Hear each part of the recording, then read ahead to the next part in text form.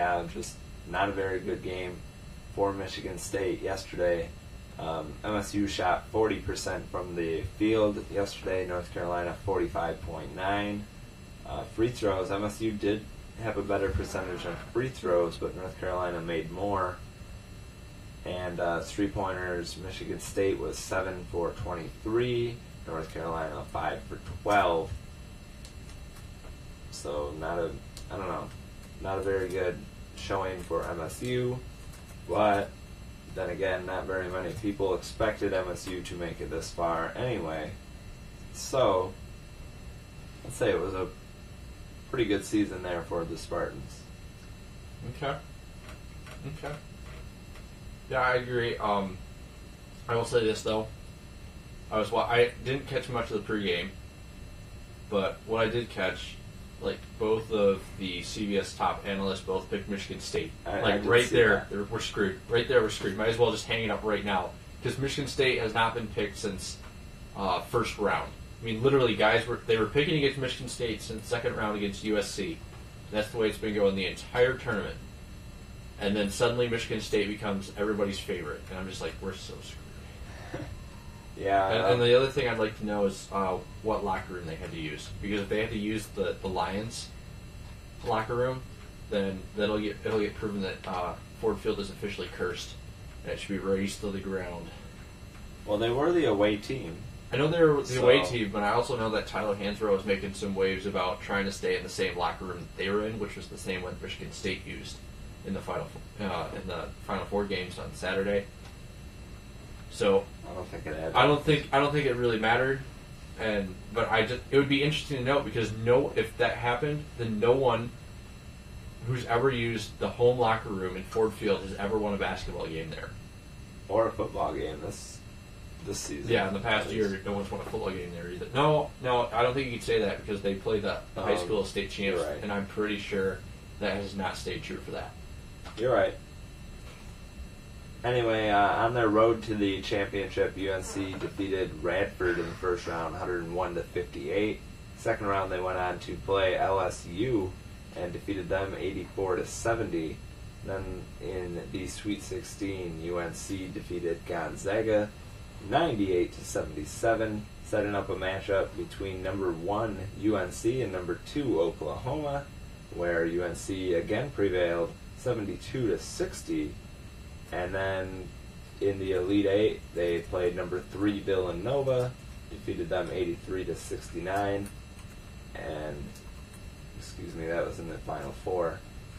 And then in the championship game, of course, defeating the number 2 Michigan State Spartans 89-72. So pretty easy road there for UNC. No really close games, and that just shows how dominant this team was here in the tournament. Closest game was again against Oklahoma by 12. So nobody's come within single digits of them this tournament. MSU, they defeated Robert Morris in the first round, 77-62. Second round, they took on USC, defeated them by 5, 74-69. Then in the third round, a come-from-behind victory against number 3 Kansas, 67-62. And then in the Elite Eight, defeated Louisville actually, this one was not that great of a game, but MSU played brilliantly. They won 64-52. In the Final Four, defeated UConn 82-73, and then losing to UNC in the championship game. So a lot more closer games there for MSU than UNC, and I don't know, fun tournament to watch. Yeah, overall it was quite the fun tournament. It was really nice to have HD, not gonna lie. Yeah, whatever. Yeah, it was real nice to watch it last night. We had it cut out just once last night, and then I got to show the girls how, then I had to go to the standard def channel, and they're just like, oh, that doesn't look as good. I'm like, yeah, now you know what I'd think. It actually cut out on standard def with us once, too. Yeah? Watching it. So, we didn't like it, but we didn't miss much of the game. Not that there was much. Yeah, not there was much to actually catch. Not a, I don't know, pretty anticlimactic finish here for the NCAA tournament. I'll say that. You know, you could have watched the first 5 minutes and then you could have predicted who won.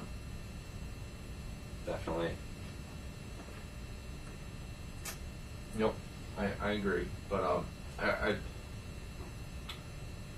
you know, so UNC wins. But if you, I don't know, if you've got SportsCenter this morning, you've probably seen the stat that UNC is the first champion since Duke in 01 to not have to face the number 1 seed in the entire tournament. Really? Yep. I did not know that. Michigan State was the second closest. In 2000, they didn't have to face the number 1 seed. So UNC never. If you look at the games, UNC really never had a challenge. No, I mean, going through. They won all their games by double digits. I can't remember who the last team was to do that. It's been a while, but it was a very impressive run by UNC. They really proved that they are one of the best teams in the nation, especially with Ty Lawson back there. That makes a huge difference. Yeah, definitely. Because if they didn't have Ty Lawson back there, I think Michigan State would have been able to hold with them, even with not being able to shoot the first half. Right, and I remember at the beginning of the tournament, Ty Lawson was a little bit hurt, and people were wondering, will that give UNC some problems here in the tournament? Obviously, it did give us some problems early on. Like they had to go, like he couldn't go. What he did during the championship and the Final Four, he couldn't do 2 weeks ago. Yeah, that is true. Luckily, they were playing Radford in the first round, and a 43-point win, so they didn't really need him for that one. But Lawson, got better as the games went on, and ended up in a championship for UNC. Oh, thanks, Nate. So Nate, our third wheel's back. Nate says that Michigan State also beat all their opponents by double digits in 2000. Which I could believe. Yeah.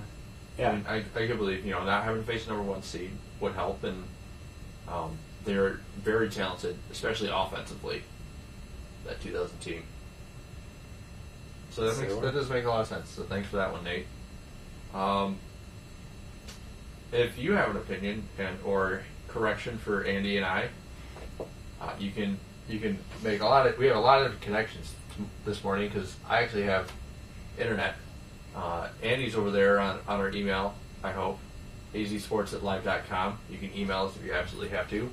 We should both be on Facebook. I'm on Facebook today because I've got internet, which is really cool. And it'll be on there too. Message us there.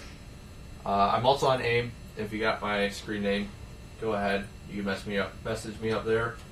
And you can use our cell phones if you have to, or you can call into the station, something no one's done yet. You'd be a first. It's area code 616-331-2875. Once again, that's 331-2875. You'd be a first caller in. That would be pretty sweet. Checking out a look at the weather right now. It feels like winter. 34 degrees. It feels like 24. And it's cloudy. It's really windy. Winds from the northwest, not the northwest, just the regular northwest this time, at 16 miles per hour, gusting to 28 miles per hour. So very windy out there. So if you're driving, which you shouldn't be if you're listening on a computer, but if you're driving later, don't get... Dude, we're a wireless world. You can do whatever you want with your computer, wherever you want. Yeah, I guess you're right. So, but it. Did it? For what? Dude, I will tell. It really does feel like winter out there. So if you it's not a 2-layer day. It's like a 3-layer day out there. Because I was cold. I only had a coat and a t-shirt on.